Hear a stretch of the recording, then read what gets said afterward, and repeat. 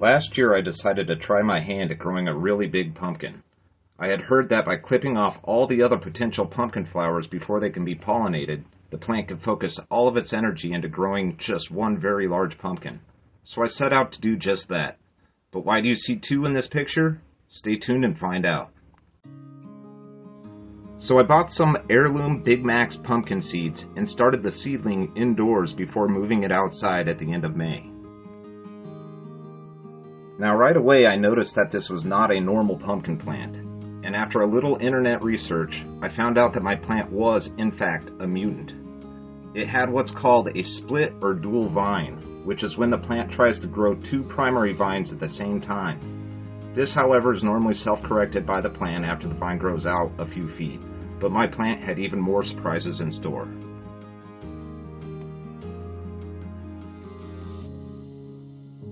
Here you can see two female flowers growing off the same node, almost right on top of each other.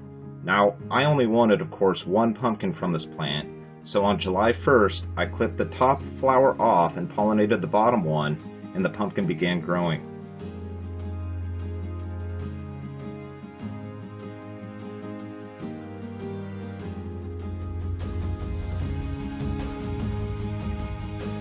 As you can see here, the pumpkin did start growing, but because of my mutant vine, it was growing way too fast, and it started to split right down the side, so at this point I had to remove the split pumpkin and try again with another node further down the vine.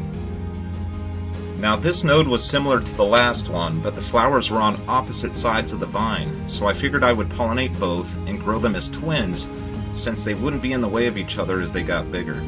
I also figured that if this vine will split a single growing pumpkin, maybe growing two at the same time would slow the growth down enough that they could both grow normally.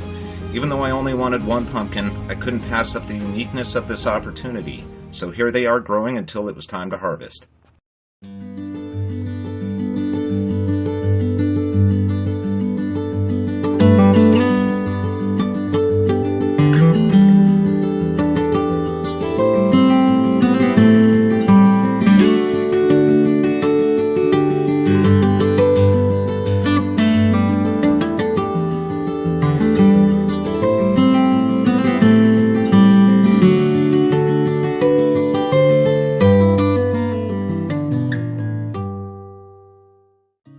So here I am holding the bigger of the two pumpkins on harvest day. I was shooting for one 100-pound pumpkin, but got two 50-pound ones instead, which I still consider a success. So I stored them in a cool, dry place until Halloween, and was able to carve them into some jack-o'-lanterns. Since then I've learned even more about what is needed to grow large pumpkins, and will use that knowledge to grow an even bigger pumpkin in 2023. Please like and subscribe so you don't miss out on how the next one turns out. See you next time, and thanks for watching.